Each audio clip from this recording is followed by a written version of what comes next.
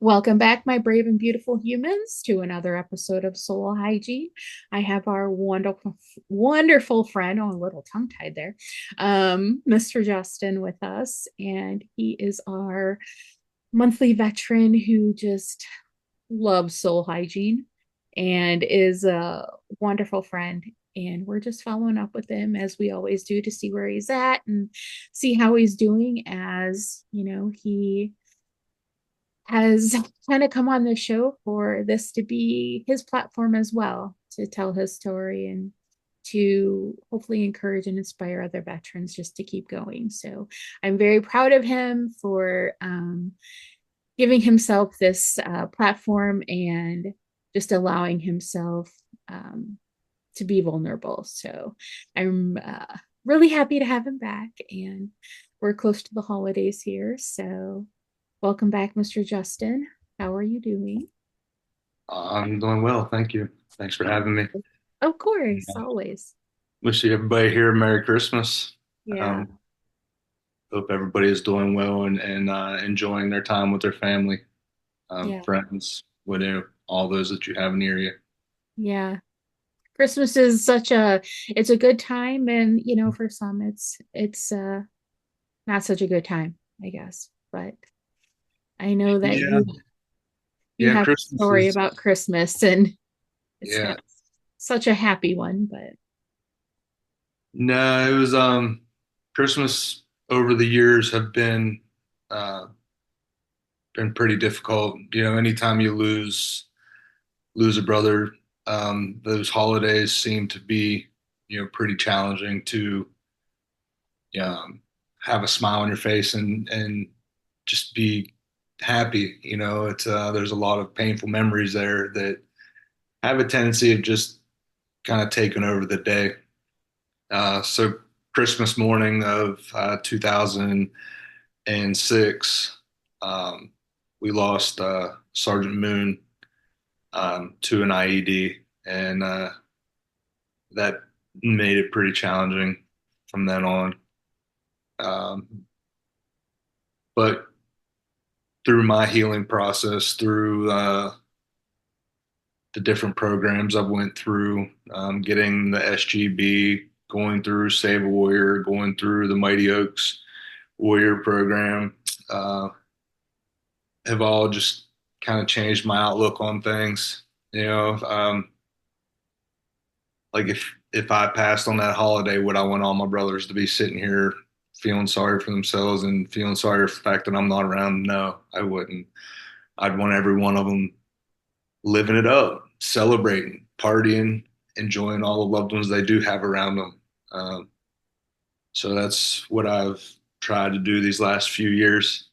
Uh, it's it's so weird because you feel like you're doing great, and it's like people have this mindset of, oh, he's done this and doing all that, and so it's kind of like expected that you're always mhm. doing well, but it's so easy to start drifting. It's so easy to kind of just get sucked back down in that hole. So I've these last few days have really been uh, kind of reevaluating and trying to get that positive mind thought back, and just looking around and really practicing gratitude. You know, Mhm. just how blessed I really am, even though been through a lot, but look at everything that we've made it through and where we're at today. So Yeah, I think you and I have a lot in common when it comes to just trying to put on that face of I'm okay and everything's great. No, I don't need your help. Um, I think you and I have that in common for sure because I know like all the years that, even through the assault and through the years of abuse, it was people would look at me and be like, "Oh, nothing's wrong with her. She always has a smile and, you know, she's she's nice and sweet and all this stuff. And it wasn't that I was putting that air on. I do try to be that kind of person, but in the inside I was just I was Battling. I was battling so many things. And I think at that point, that's one reason why I'm so proud of you, because I know what it feels like to hide yourself from Yeah. people because you don't think that they'll understand what you're going through. And when I stopped and I came to that precipice and then completely said, no longer, I'm not going to be a victim anymore. It was almost like God just switched that light on and was like, okay, now you need to tell people. Hmm. Now you need to be that light for others. Now you need to encourage and other people because everything you've gone through, you know, Yeah. use what has been hiding for all those years.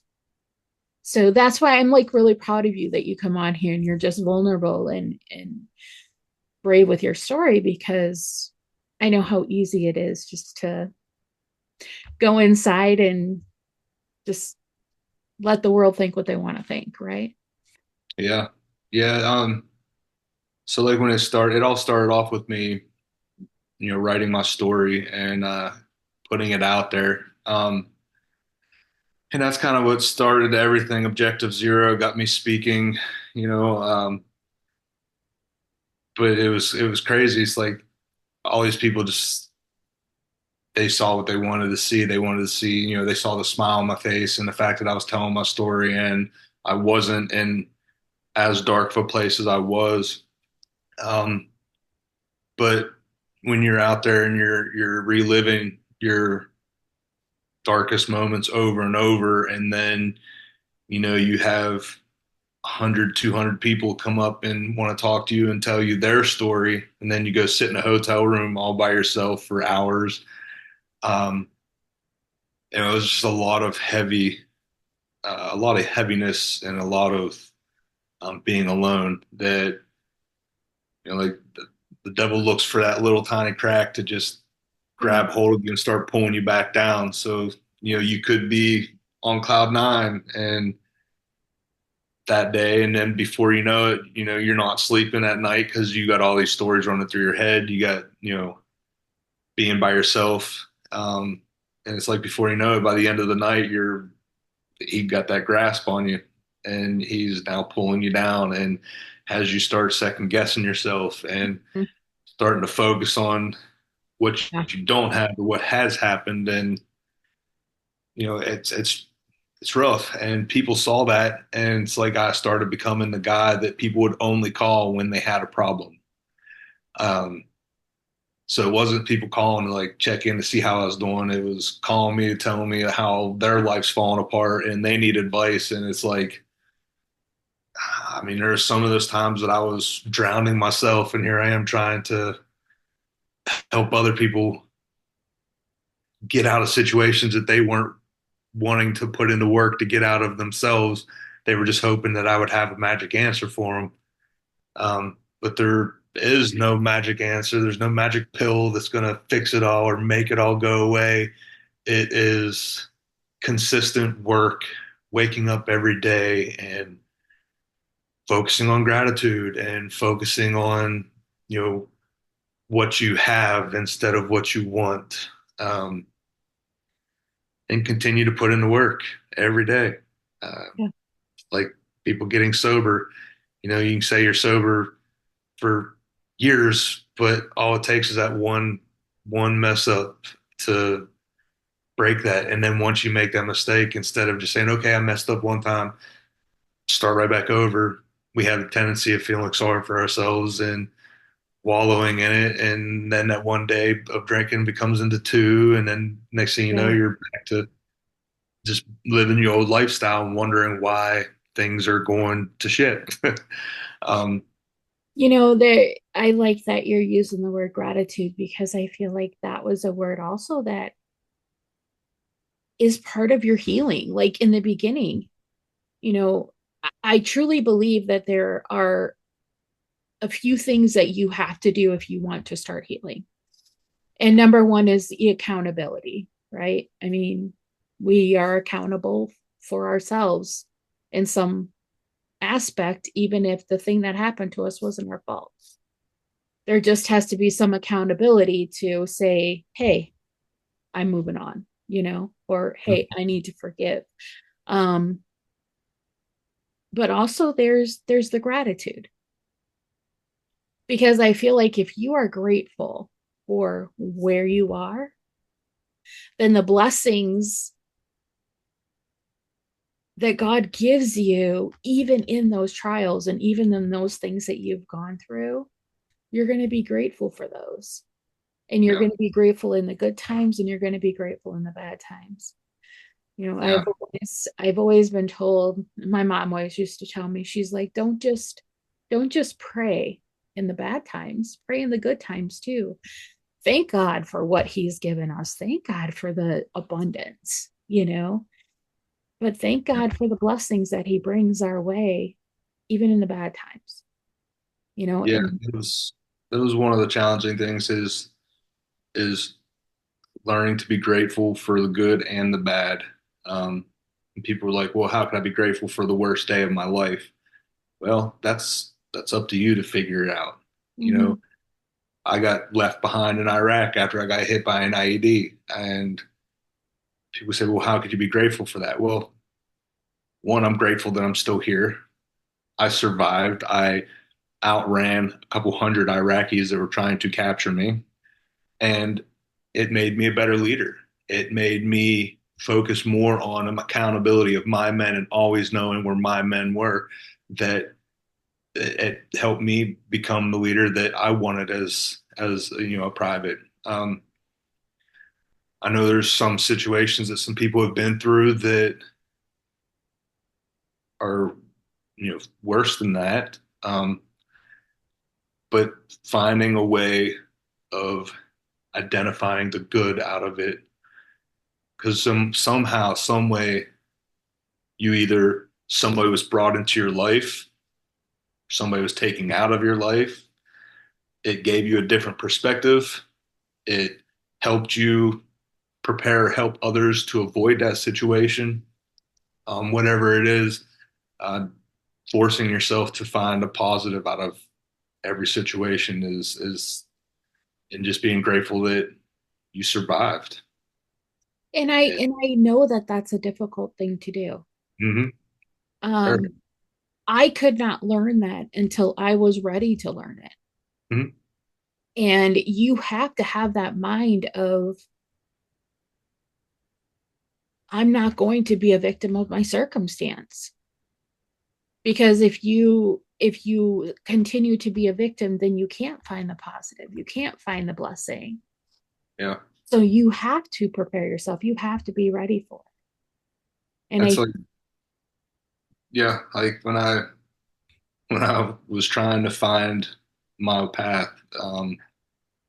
When I wrote my story ended up being, you know, pretty much was writing my suicide note. I wanted people to know why I quit when I was going to. And my mother-in-law convinced me to go to church, and I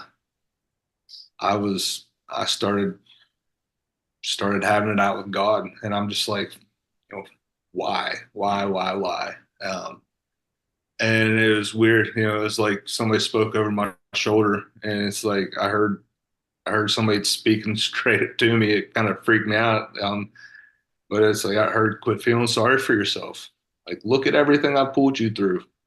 What good is it to have an answer to a secret if you keep it a secret? Share your struggles, share your hardships with others to give them hope and strength to pull forward. And it's like, look at everything he's pulled me through. You know, drug addiction as a child, abuse, molestation, you name it, alcoholism, being left in Iraq, being blown up multiple times, missed by a sniper shot 2 different times within 2 different days, like the 16th and the 18th of November, um, to a V bid going off within like 25 meters of me. a car bomb, for those that don't know what that is. um, to a wife and kids that are still here, that had my back when I was at my worst. Looking at all that, and it's like, man, I really don't have it as bad as I think. The devil has a way of making like, I don't know how, he has a way of highlighting all the negatives to make them really stand out. So you tend to not notice all the positives and all the blessings that are really there. Um, and that day in church, it it opened my eyes to start focusing on just how blessed I really was.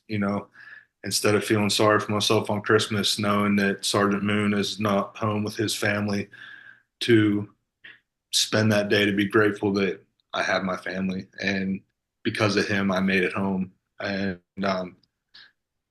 that by me truly enjoying this day and being with my family is honoring his service, um, which was hard, and I've even had years since then that I still just let that grass pull me down into that hole. But part of the journey is learning to identify your lows faster and pulling yourself out of that hole, and learning to enjoy the highs when you're there.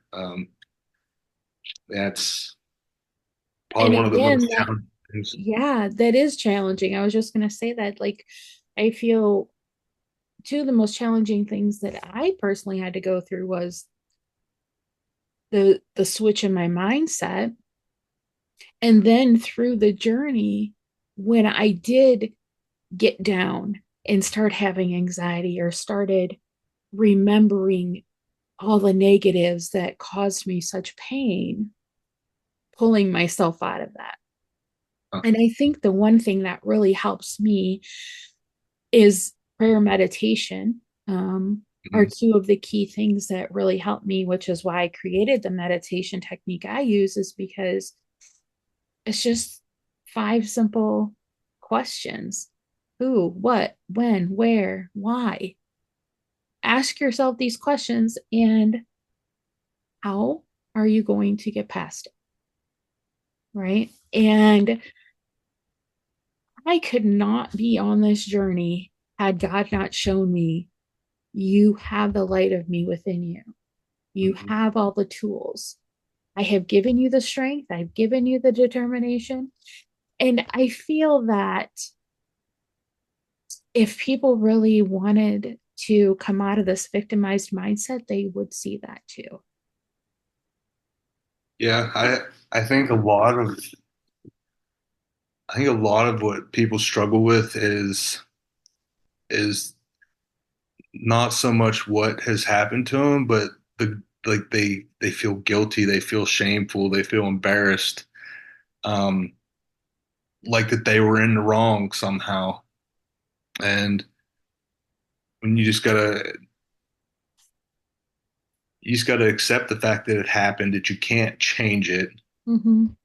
and that it wasn't your fault that it happened. There's shitty people out there that do really crappy things to people, and it's not anybody's fault other than the person that did it. But one thing I've learned throughout this journey is that most people that do really horrible things like that are doing it because it happened to them, or doing it because they've seen it happen within their family. Right. That's why they say, trauma is inherited. You know, so learning to forgive, yourself, forgive the person that did it, and just realize that you're loved. You know, no matter, But yeah, yeah, like how yeah. crappy of a thing you've done or been through. It's like Jesus still loves you. He loves you Yep. for all your dirt and all your glory. Like, he accepts you for who you are, and he's proud of you for everything that you've been through, everything that you keep fighting through, and just accepting his love, has been. probably the coolest part of it all. I'm A lot glad you of said times. that because God doesn't want you to change just to come to Him. He says, I accept you as you are. Yeah, Just yeah, ask, right? And I'm glad you said that about the forgiveness because that is exactly what I struggled with when the assault happened to me when I was 19. That's exactly like I felt guilt. I felt like I did something wrong, even though it wasn't my fault that it happened.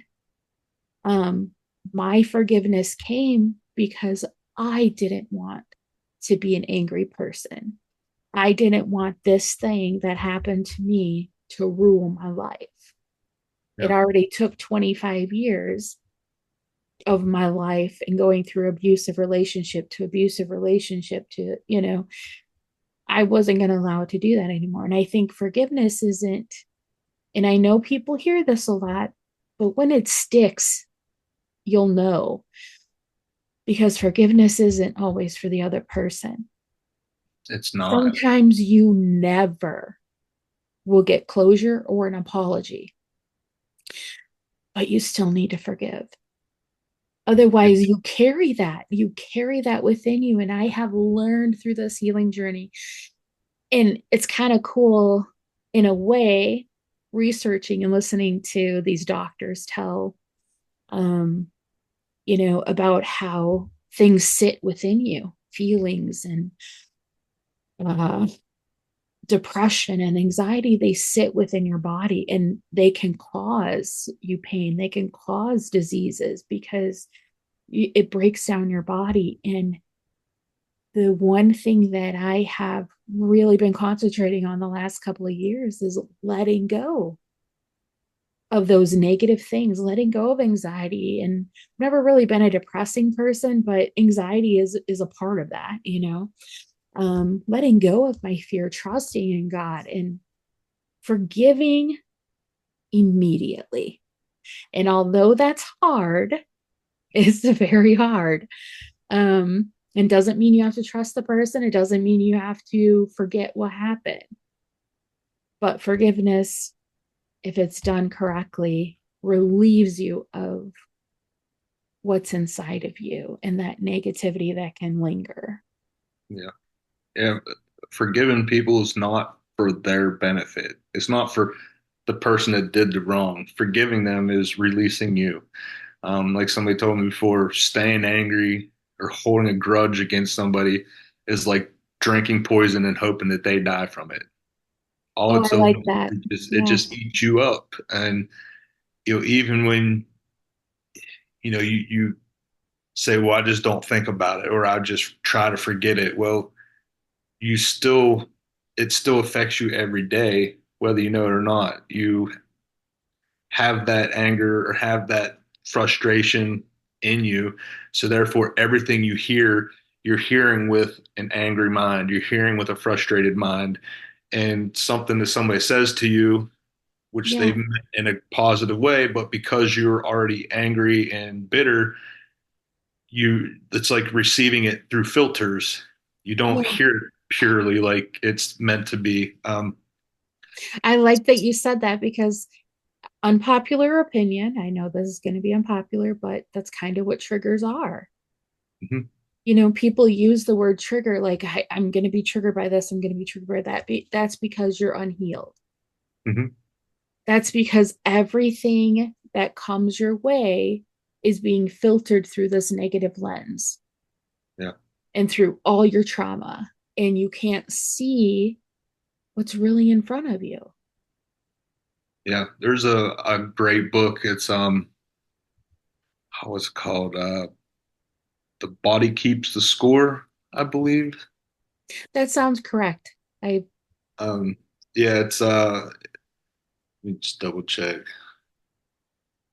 Yeah, if you can Yeah, find it. yeah. It's The Body Keeps the Score.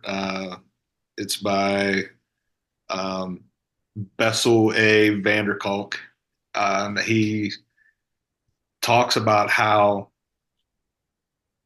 I mean, they've actually identified like heart disease, respiratory disease, you know, Yeah. bad backs, everything to trauma, unhealed trauma, like because you look down, you're leaning forward, your chest muscles tensely like start pulling in, which makes it harder to breathe, harder for your heart. You don't stand upright, so you start getting spine problems. To the gut nauseousness you get every time you get into a situation that reminds you where you start having flashbacks, all that starts eating you up, causing all that acid buildup. It was a wild book. I really probably should read it again just because it's one of those that kind of like, you know, math, you don't keep using it, you start losing it. Yeah. And it's one of those books that it's a good healing book. It helps you identify why you might be having some of the problems you have in life, aches, pains to diseases, and healing and forgiving and finding the positive of all of that is all part of that journey of Yeah. moving forward. Um, And like you what a said, great topic to have around Christmas. Like, I didn't know we were gonna talk about all this because we were like, oh, we're not really sure what we're gonna talk about. But um, I'm really glad that we talked about this, because Christmas is a time where it should be a positive time. It should be a time of healing. It should be a time of when we remember, you know, what God did. yeah, Oh, and we remember, how he was born, and that brings to remembrance everything, how he walked the earth for the time that he did. So forgiveness is such a powerful thing to do, but it is a powerful emotion. it's Um, it's definitely a gift that everybody deserves to give themselves is to break themselves free of this. It's hard to do, but just pray and just ask God to help you forgive. It's like everybody used to ask me about my speeches and stuff. I wrote one speech, and that was when I testified in front of Congress because I had to provide them a speech in writing so they could document it and put it in history for the rest of the time. But every other time I got up on that stage, I would just simply pray. Before I walked out on the stage, I'd take a deep breath and be like, "All right, God, I'm here for you. Open the eyes, the ears, and the hearts of those that need to hear what I have to say, and put the words in my mouth." And I would just go out there and just kind of feel the crowd and would just feed off them, and it's I never didn't have a standing ovation, and I never spent less than an hour or two in front of the stage meeting and greeting people afterwards that talked about how much my story connected with them because of me being vulnerable and being willing to share my darkest, deepest, secrets. Um, and that's our job as humans, as Christians, as believers, to be that guiding light for those who are going through what we've already been through. Um, right. and you start to realize that those people are saving your life. It gives you purpose. And while they're saving your life, you're helping them save theirs. It's becomes a wild journey. The people that end up you end up identifying that come into your life that are struggling with things, and it's like you start realizing, oh man, I actually have some wisdom for this person. It's it's so worth it.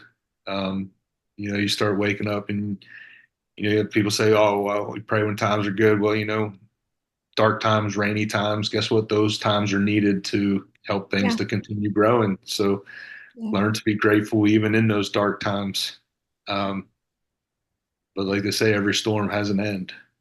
And once you start identifying that you're going into that storm, then finding ways to get you out of that storm or get you into a dry area, get you surrounded by people that you know have your back, that are there for you, um, and being vulnerable to let people know that, look, I'm not doing good right now, Right.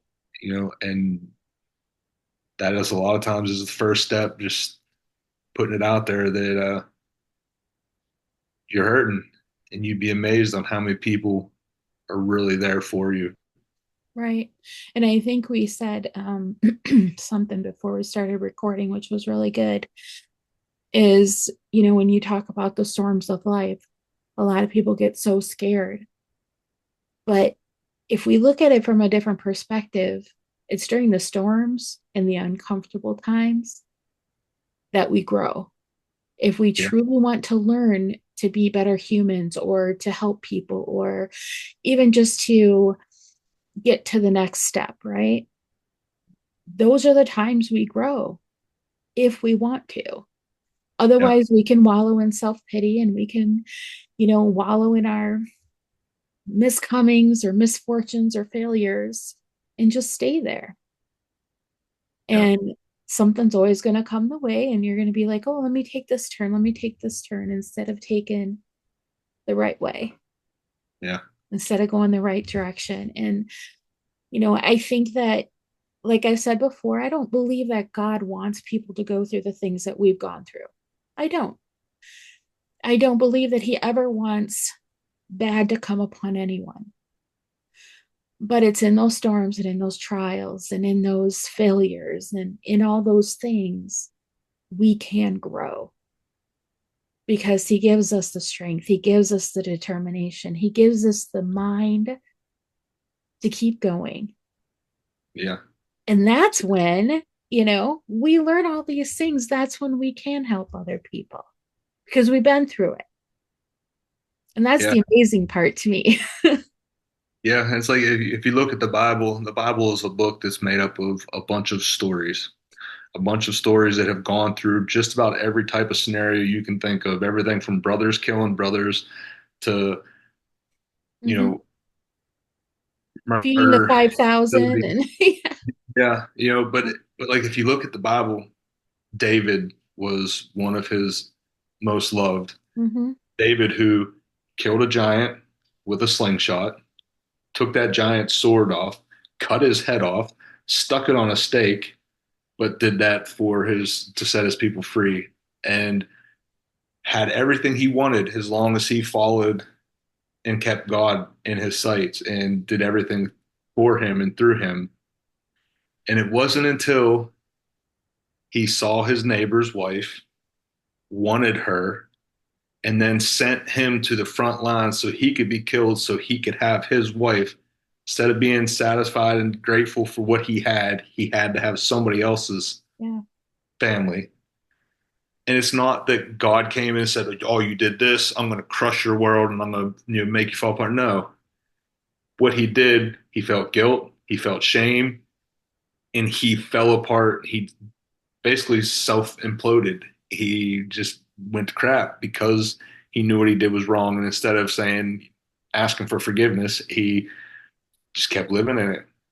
So it's not that God punishes us, things happen. It's That's like why he gave us the freedom. He gave us the freedom to enjoy life. People, make our own choices, you know, have our own people, consequences. people do bad things, but like the Bible, if you look at all the stories, everybody that had these horrible things, losing their whole family, all this, as long as they kept their eyes on God, they made it. Life got better for them. And that's what this healing journey is if you keep your guys on Him and ask Him to show you, ask Him to help you heal, ask Him to open your eyes, heal your heart. Like you'd be amazed of the relief. You'd be amazed on what Yeah. He's capable of doing. Um, That's I love that you said that, and that's a great way I think to end the show. And I will preface it with, this is us telling our listeners our journey. we believe in God. We believe that He has helped us on our journey. If you don't believe in God, that's up to you. We don't pressure anyone, but for us, it's a whole lot easier to go on this healing journey, knowing that God is guiding us and we have the light of Him, than to do it on our own. Yeah, I can only tell you what's helped me. Right. Um, and I'm not here to say one God is better than the other. Um, Everybody's own interpretation. Uh, some people believe in just a higher power, but just having something that you believe in and something that you can relate to, and God and Jesus have just been the ones that have helped me. I know Jack, Jim, and Beam definitely were not the answer. Right. So Right. after trying all those other answers and realizing they were not giving me the relief, um, and then finding God, that is what helped me, and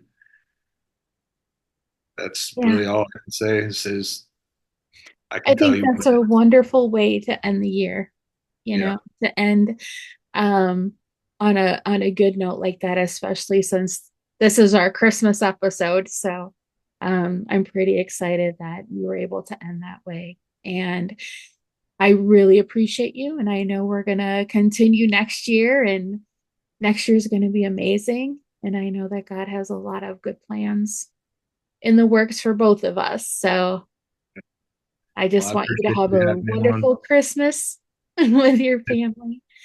And, I'm really proud of you. And I really do appreciate your vulnerability and just sharing your heart with the audience. So I hope you and your family have a wonderful Christmas, and Merry Christmas to our listeners. Thank you for joining us for a year of soul hygiene. It has now been a year, and Mr. Justin will be our 52nd episode. So I really appreciate everyone for watching and for listening. And welcome to 2025. We'll be next year, and big Hard things to are believe. happening. Yep. So have a Thank you. wonderful Christmas, everyone. And if you don't celebrate, I hope you have a great new year, and, many blessings abound in the future. So thank Thank you you. again for listening, and have a wonderful evening, everyone. Bye for now.